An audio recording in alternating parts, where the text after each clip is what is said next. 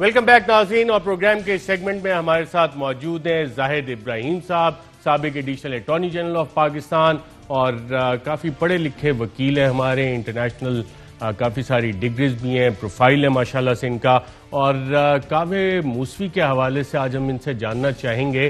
بہت شکریہ زاہد ابراہیم صاحب پروگرام میں شرکت کرنے کا۔ آپ نے ایک آج آرٹیکل لکھا تھا جس کا کہ اردو ٹرانسلیشن آسان الفاظ میں یہی بنتا ہے کہ دھندا ہے پر گندا ہے، گندا دھندا۔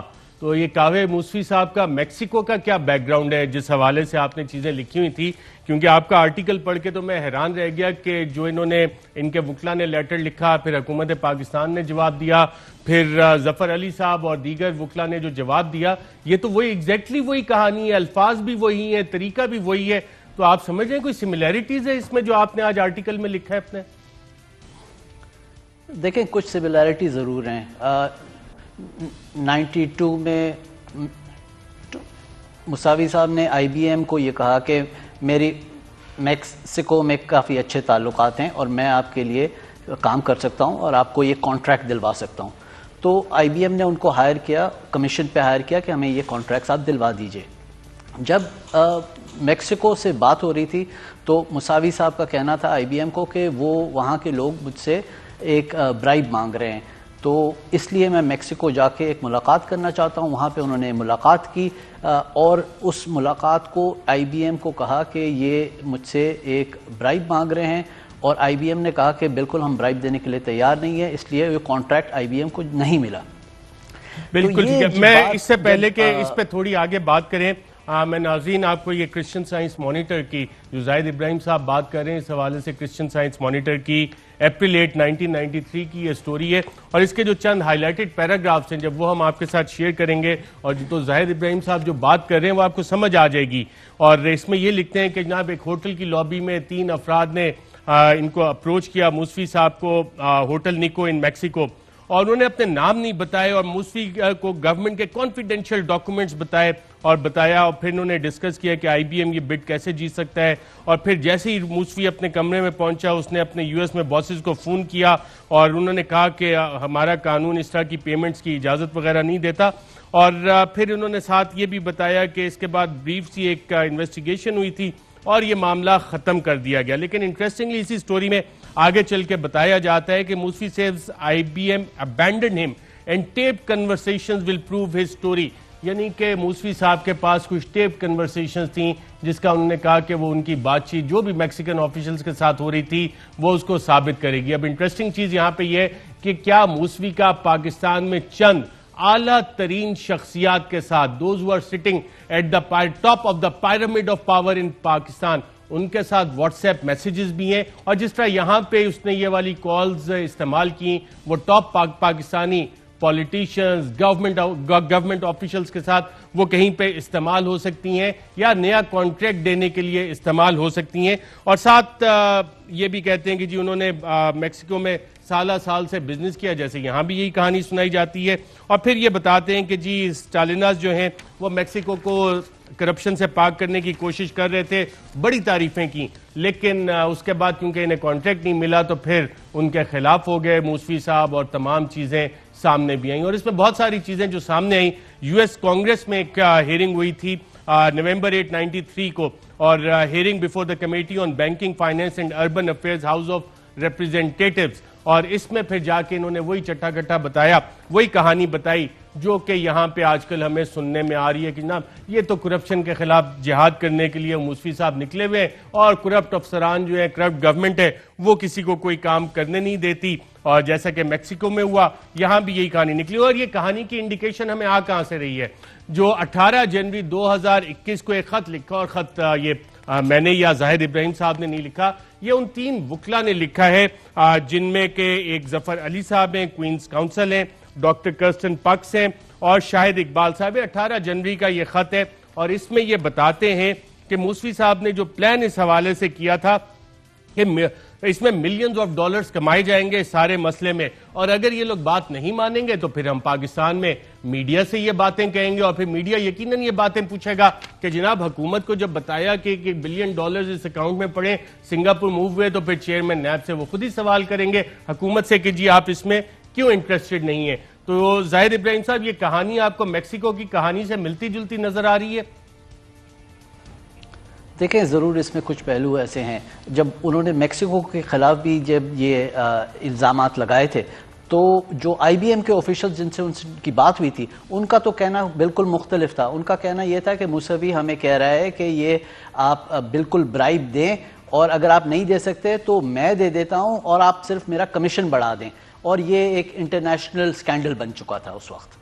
بالکل ٹھیک. لیکن یہی بات تو جو براڈ شیٹ کے وکلے وہ بھی کہہ رہے تھے کہ کوئی جنرل ملک ملے ہیں, انہوں نے بھی ہمیں کانفیڈینشیل ڈاکومنٹس دکھائے جس سے پتہ لگا کہ یہ ہائی رینکنگ آفیشل ہیں اور انہوں نے بھی کوئی اپنا اس میں سے کمیشن اور کٹ مانگا. لیکن کیونکہ میں بہت اچھی شخصیت ہوں تو میں اس پہ بلیو نہیں کرتا, یہ کرائم ہے. میں نے اپنے فورن وکلا کو اس حوالے سے بتایا تو یہاں بھی وہ چیزیں ہمیں کافی ساری ملتی نظر آ رہی ہیں. لیکن میں آپ سے ایک لیگل سوال کرنا چاہتا ہوں کہ موسوی صاحب نے ایک کمپنی جو کہ لیکویڈیشن پروسیس میں تھی, باقاعدہ 2007 میں اسی آربیٹریشن پروسیڈنگ میں لکھا ہے وہ کمپنی ڈیزالو ہو گئی. اب ڈیزالو کا جب کیونکہ میں آپ جتنا پڑھا لکھا اچھا وکیل تو نہیں ہوں, آپ ماشاءاللہ فلیچر اسکول سے آپ نے وہاں سے بھی پڑھا ہوا ہے, ڈفرینٹ آپ نے انٹرنیشنل ڈگریز, انٹرنیشنل آربیٹریشن میں بھی آپ بیٹھتے ہیں, ایڈیشنل آپ ایڈوکیٹ اٹارنی جنرل پاکستان بھی رہے. تو ایک کمپنی اگر ڈیزالو ہو جاتی ہے تو اس کے تمام ایگریمنٹس, تمام لائبلٹیز وہ ریسرک کیسے ہو سکتی ہیں؟ وہ تو پھر نئے کانٹریکٹ ہوں گے. اور 2009 میں موسوی صاحب اس کمپنی کو ٹیک اوور کر لیتے ہیں اور ہم نے پوری آربیٹریشن پروسیڈنگز میں اس پہ کہیں پہ آبجیکٹ ہی نہیں کیا اور پیسے دے دیے. تو کیا اس میں لگ رہا ہے کہ کہیں ٹاپ سے کوئی پش لگایا جا رہا ہے کہ نہیں جی موسوی کو پیسے کلیئر کرو, جیسا کہ اب ڈاکٹر ظفر علی صاحب QC نے اپنے خط میں لکھا ہے؟ دیکھیں یہ ایکچولی جب بات ساری کہانی وہاں سے شروع ہوتی ہے جب موسوی صاحب کو یہ بتایا گیا کہ حکومت پاکستان نے براڈ شیٹ کے ساتھ ایک سیٹلمنٹ کیا ہے اور براڈ شیٹ کو $1.5 ملین ادا کیے ہیں. جب موسوی صاحب کو یہ بات ان کے کان میں کہی گئی اس کے بعد موسوی صاحب آئل آف مین کے کورٹ میں جاتے ہیں. وہاں کے جو اس ڈیزولوشن آرڈر کے تحت جو لیکویڈیٹر اپوائنٹ کیا تھا اس کو کہتے ہیں کہ تم حکومت پاکستان اور نیب کے خلاف ایک آربیٹریشن کیس شروع کرو. وہ لیکویڈیٹر منع کر دیتا ہے. وہ لیکویڈیٹر کہتا ہے کہ اگر میں نے یہ کیس کیا تو الٹا ہمارے اوپر ہر جانے کا کیس ہو جائے گا, اور وہ اس نے انکار کر دیا. اس ٹائم پہ موسوی جا کے کچھ اور جو ڈیٹر تھے براڈ شیٹ کے ان سے وہ ان کی ڈیٹ خریدتا ہے اور براڈ شیٹ کو پھر سے زندہ کرتا ہے ایک اور نیا لیکویڈیٹر اپوائنٹ کر کے جو آربیٹریشن کی پروسیس پھر سے شروع کرتا ہے.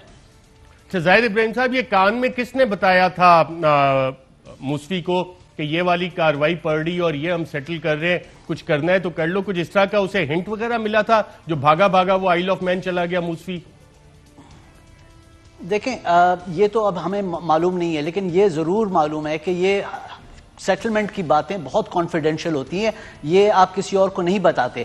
IAR کے ساتھ سیٹلمنٹ کی $2.25 ملین پے ہوئے, ہمیں نہیں پتا کہ کیوں پے ہوئے, کس مد میں پے ہوئے, کیا کلیم تھا IAR کا, لیکن ان کو 2.25 ملین پے ہو گئے.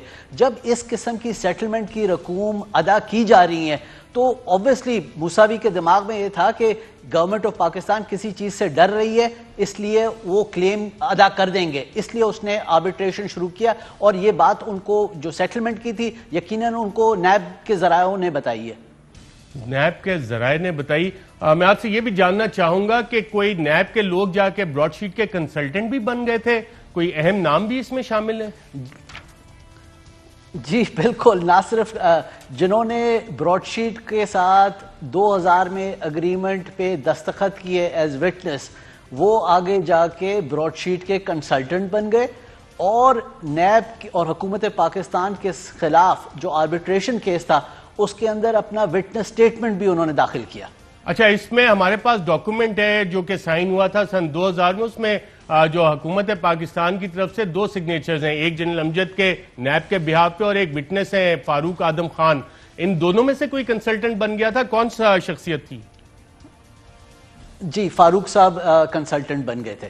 یہ آربیٹریشن ایوارڈ میں یہ چیز واضح بتائی گئی ہے. کس کے کنسلٹنٹ بن گئی ہے؟ براڈ شیٹ کے. فاروق آدم خان جو پروسیکیوٹر جنرل پاکستان تھے, جو وٹنس ہیں اسٹیٹ نیب کے ساتھ معاہدے میں براڈ شیٹ کے, وہ جا کے براڈ شیٹ کے کنسلٹنٹ بن گئے. جی ہاں. اس میں سر کوئی کانفلکٹ آف انٹرسٹ تو نہیں آتا؟ یقیناً کانفلکٹ آف انٹرسٹ ہے. ویری انٹرسٹنگ آپ نے یہ بتایا. مجھے آپ نے یقیناً مجھے لگ رہا ہے کہ پورا آربیٹریشن کا فیصلہ بھی پڑا ہے, اور اس کے پیج 39 پہ جائیں تو وہاں پہ ایک اور صاحب کا ذکر آتا ہے, طلعت گھمن صاحب, اور ان سے جب شون گروپ کے بارے میں سوال جواب ہوتے ہیں تو وہ بھی پتہ لگتا ہے کہ وہ بھی جا کے شاید انہوں نے بھی نوکری کر لی تھی, اور وہاں پہ وہ آربیٹریٹر کہتا ہے it was not suggested to him that this involved any conflict of interest on his part and I need say no more about it. یعنی کہ جو آربیٹریٹر ہے وہ خود شرمندہ ہو گیا کہ I need say no more about it, کہ اب آپ کو کانفلکٹ آف انٹرسٹ کا میں کیا بتاؤں. طلعت گھمن صاحب جو کہ غالباً نیب کے ایک ڈی جی تھے اور اسی کمپنی کو انویسٹیگیٹ کر رہے تھے اور اسی کے کنسلٹنٹ بن گئے. جی یقیناً بہت افسوسناک بات ہے یہ, اور یہ آربیٹریشن کے ریکارڈ میں اب واضح طور سے سامنے آ چکی ہے.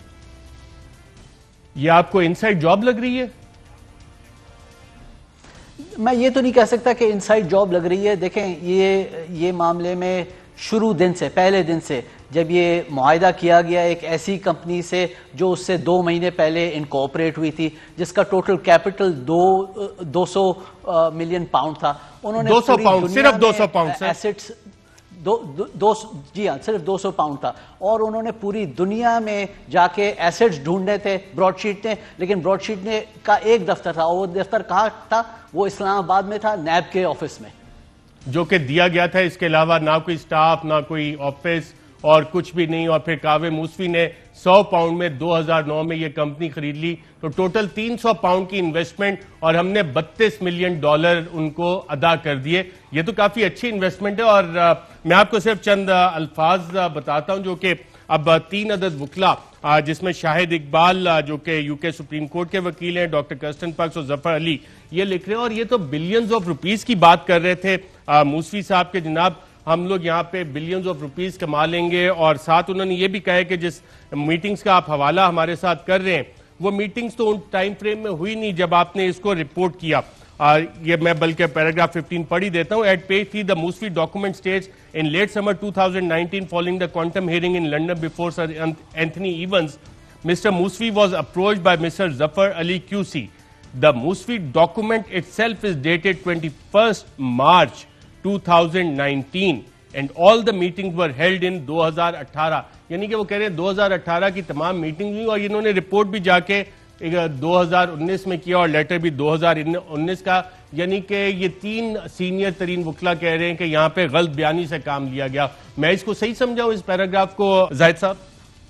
دیکھیں جی ارشد صاحب, آپ یہ بھی دیکھیں کہ ان لوگوں کی رسائی ہماری حکومت کی ہائیسٹ لیول پہ وہ کیسے ہو گئی, اور اس قسم کے الزامات کہ میں نے $1 بلین ڈھونڈ لیا ہے آپ کے لیے, وہ سعودی عربیہ سے سنگاپور گیا, اس قسم کی کہانیاں سنا کے آپ کو وہ ایک اور کانٹریکٹ میں پھنسانے کی کوشش کر رہے تھے. لیکن اس میں پیسے بھی تو ہوں گے نا, کیونکہ ظفر QC کو تو انہوں نے کہا, اور اس میں انہوں نے میسج جو واٹس ایپ میسیجز ہیں کاوے مساوی کے ساتھ 27 دسمبر 2018 وہ اس میں ریپروڈیوس کیا ہے. There is $2 million in this for you. Put your thinking cap on. تمہیں اس کے $2 ملین ملیں گے, کچھ سوچو اس بارے میں, اپنی سوچنے کی ٹوپی پہنو اور اس طرح سے دیکھو. یہ تمہارا ریٹائرمنٹ پلان ہے. اس حوالے سے $2 ملین اگر وہ ظفر علی کو دینے کو تیار تھے, اور آپ کہہ رہے ہیں کہ ہائیسٹ لیولز پہ کانٹیکٹ بھی ہیں, پھر کٹ کمیشن کی بھی بات آ رہی ہے, تو اب جسٹس شیخ عظمت سعید صاحب اس کا کمیٹی کو ہیڈ کریں گے. یہ کمیشن کک بیک اور جس تیزی کے ساتھ یہ پیسے ریلیز ہوئے پاکستان کی طرف سے, آپ سمجھتے ہیں یہ سارا کک بیکس, کمیشن, برائبز, اس ایلیگیشن کو تھورولی پروب ہونا چاہیے اس مسئلے میں؟ دیکھیں یہ ضرور یہ بات دیکھی جائے گی کہ یہ $28 ملین مجھے تو سمجھ نہیں آتا Pakistan high commission in England کے پاس $28 ملین اکاؤنٹ میں کیوں پڑے ہوئے تھے, جو موسوی صاحب اور آربیٹریشن کے ایوارڈ کے تحت انہوں نے ریکور کر لیا. یہ ضرور یہ سوال پوچھا جائے گا.